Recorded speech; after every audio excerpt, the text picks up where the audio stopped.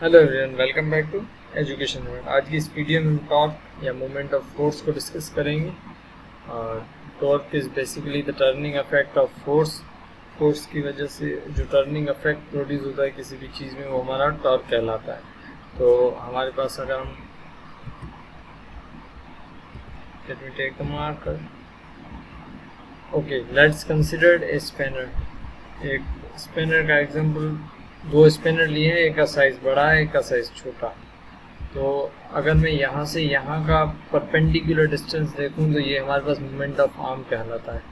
तो यहीं पे यहाँ अगर मैं मोमेंट ऑफ आर्म देखूँ तो ये अब बेसिकली इस फिगर को डिस्कस करने का मकसद ये है कि अगर मैं किसी चीज़ को टाइट करूँ और इस स्पैनर का इस्तेमाल करूँ तो मुझे फोर्स कितनी रिक्वायर्ड होगी? एब्सोल्युटली कम रिक्वायर्ड होगी, क्योंकि यहाँ से जो एप्लीकेशन ऑफ फोर्स ये है, और यहाँ पे जो भी चीज़ टाइटन होगी, फॉर एग्जाम्पल एक स्क्रू ले लें तो उसे टाइट करना है तो हमारे पास मोमेंट ऑफ आर्म बड़ा मिल गया, हमें मोमेंट ऑफ आर्म मिल गया बड़ा। और वही चीज़ अगर मैं इससे टाइट करूँ तो मुझे फोर्स ज़्यादा लगेगी।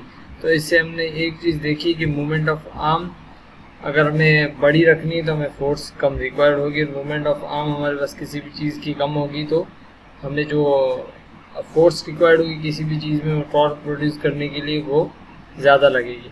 अब मोमेंट ऑफ आर्म क्या है? बेसिकली मोमेंट ऑफ आर्म हमारे पास परपेंडिकुलर डिस्टेंस होता है एप्लीकेशन ऑफ फोर्स के पॉइंट पे, और जहाँ पे फोर्स लग रही है उन दोनों के परपेंडिकुलर डिस्टेंस है, वो हमारा मोमेंट ऑफ आर्म कहलाता है।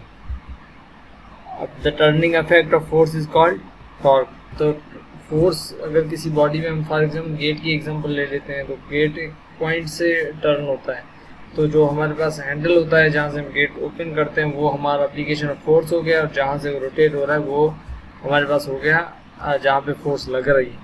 तो जहाँ पे यह टर्निंग इफेक्ट प्रोड्यूस हो रहा है, तो वहाँ से हमारे हैंडल का डिस्टेंस है वो हमारी मोमेंट ऑफ आर्म कहलाएगी। टॉर्क की एक और डेफिनेशन है, या और से कहा जाता है मोमेंट ऑफ फोर्स। अच्छा, टॉर्क डिपेंड किन चीज़ों पे करता है? टॉर्क डिपेंड करता है मैग्नीट्यूड ऑफ फोर्स पे। जितना मैग्नीट्यूड ऑफ फोर्स ज़्यादा होगा उतना टॉर्क ज़्यादा होगा।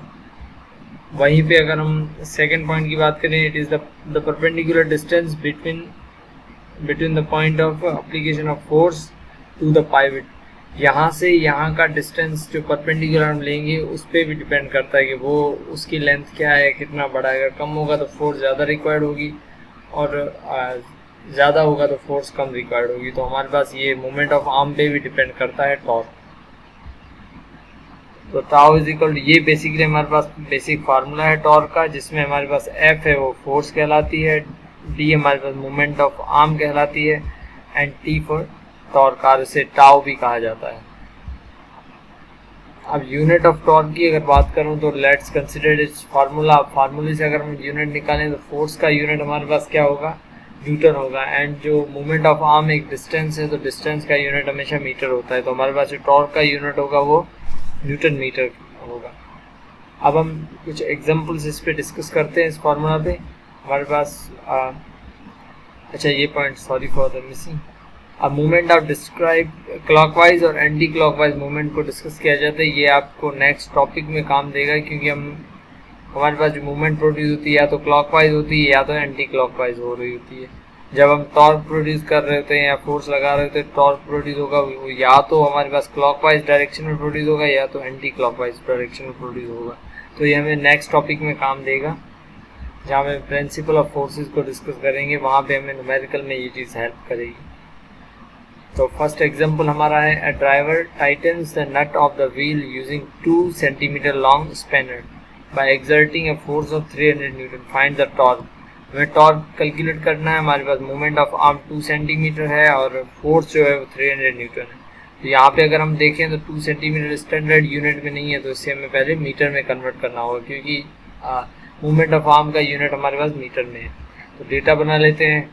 डी हमारे पास 2 सेंटीमीटर है और फोर्स 300 न्यूटन है, और टॉर्क हमें कैलकुलेट करना है। तो सेंटीमीटर को मीटर में कन्वर्ट करना है, तो हमें जो वैल्यू दी हुई है उसको 100 से डिवाइड कर दो।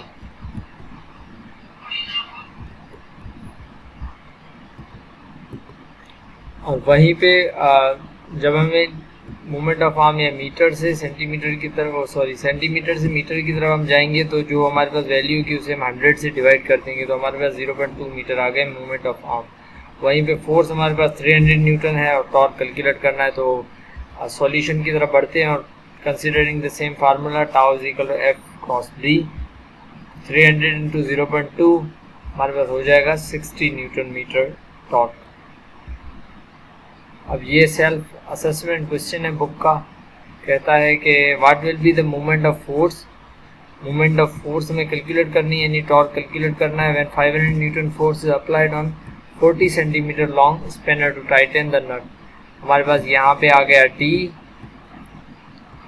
ये आ गई फोर्स, हमें टाउ कैलकुलेट करना है। वही डेटा बनाते हैं पहले। डी हमारे पास 40 सेंटीमीटर है, फोर्स 500 न्यूटन है और टाउ कैलकुलेट करना, पहले 40 सेंटीमीटर को हम मीटर में कन्वर्ट करेंगे तो 40 डिवाइड बाय 100 हो जाएगा 0.4 मीटर। इसके बाद सॉल्यूशन स्टार्ट करते हैं। तो हमारे पास फार्मूला है tau is equal to F cross D. F हमारे 500 है और जो डी है वो 0.4 है, तो हमारे पास जो ओवरऑल टाउ का आंसर आएगा वो आएगा 30 न्यूटन। एग्जाम्पल नंबर 2 कहता है कि a mechanic tighten the nut of bicycle using 15 centimetre long spanner.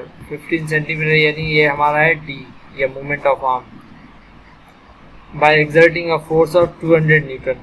हमारे पास जो फोर्स एक्सर्ट हो रही है स्पैनर से वो 200 न्यूटन है और हमें टॉर्क कैलकुलेट करना है। तो डेटा बनाते हैं।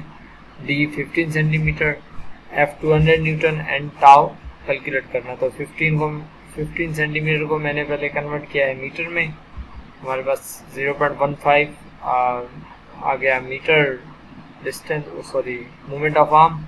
उसके बाद सॉल्यूशन स्टार्ट करते हैं, सेम फार्मूला एंड ये हमारे पास आंसर आएगा। ओके, ये नेक्स्ट क्वेश्चन है जिसमें एक ही न्यूमेरिकल के साथ 2-3 चीज़ें पूछी गई हैं। A force of 150 Newton can loosen a nut when applied at the end of 10 centimeter long spanner कहते हैं, कुछ भी कहते हैं। तो हमारे पास इनिशियली फोर्स दी हुई है 150 न्यूटन और 10 सेंटीमीटर लॉन्ग हमारे पास मोमेंट ऑफ आर्म है, यानी तो हमें पहले यहाँ से टॉर्क कैलकुलेट करना है। ओवरऑल फाइंड क्या करना है, what should be the length of the spanner to loosen the same nut with 60 newton force. How much force would be sufficient to loosen it with 6 centimeter long spanner? तो हमें actually में find ये चीज़ें करनी है कि हम जब 60 न्यूटन की फोर्स उसी चीज़ पे उसी नट पे लगा रहे हैं लूज करने के लिए, तो हमें लेंथ कितनी रखनी चाहिए, मोमेंट ऑफ आर्म कितनी रखनी चाहिए। वहीं पे सेकंड क्वेश्चन बोल रहा है कि फोर्स कितनी लगाएं हम जो वही नट लूज हो और हमारा जो मोमेंट ऑफ आर्म हो वो 6 सेंटीमीटर लॉन्ग हो। तो उससे पहले जो एक्चुअल क्वेश्चन दिया हुआ है यहाँ पे हमें पहले टॉर्क फाइंड करना पड़ेगा कि यहाँ पे टॉर्क कितना प्रोड्यूस हो रहा है। तो let's move toward the solution. ये हमारे पास डेटा हो गई,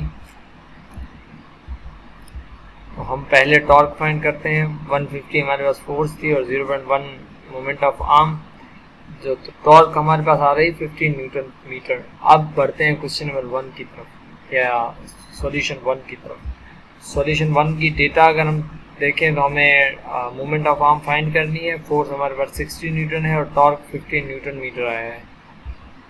तो सॉल्यूशन स्टार्ट करते हैं। Tau is equal to F cross D, हमें डी फाइंड करना है। एफ यहाँ पे मल्टीप्लाई हो रहा है, इस तरफ गया तो डिवाइड हो जाएगा। तो हमारे पास फॉर्मूला बन जाएगा D is equal tau upon F, 15 divide by 60, क्योंकि टाउ की वैल्यू 15 है और एफ की वैल्यू 60 न्यूटन है। तो हमारे पास डी जो आएगा वो D is equal to 0.25 metre आएगा या 25 सेंटीमीटर। वहीं पे जो सेकंड क्वेश्चन रिक्वायर्ड है उसमें हमें फोर्स कैलकुलेट करनी है। जब हम जो डिस्टेंस या मोमेंट ऑफ आर्म है वो 6 सेंटीमीटर रख रहे हैं तो फोर्स कितनी रिक्वायर्ड होगी उसी स्पैनर को लूज करने के लिए। और टॉर्क हमारे पास वही 15 न्यूटन मीटर है। तो इससे मैंने पहले सेंटीमीटर को मीटर में कन्वर्ट किया है, वही divide by 100। Then starting the solution considering same formula tau is equal to F cross D. यहाँ पे हमें एफ कैलकुलेट करना है, डी यहाँ पे मल्टीप्लाई हो रहा है, उस तरफ गया तो डिवाइड हो जाएगा। तो tau F is equal to tau अपन डी फार्मूला बन जाएगा। तो 15 अपन 0.06 जब इसे हम सॉल्व करेंगे तो हमारे पास फोर्स आएगी 250 Newton. So thank you for this video. Hope so ये चीज़ें समझ आई होगी। अगर आपको कोई भी क्वेश्चन है तो आप कमेंट बॉक्स में पूछ सकते हैं, और अगर आप हमारे चैनल पर नए हैं तो इसे लाइक, शेयर और सब्सक्राइब लाजमी करें। Thank you.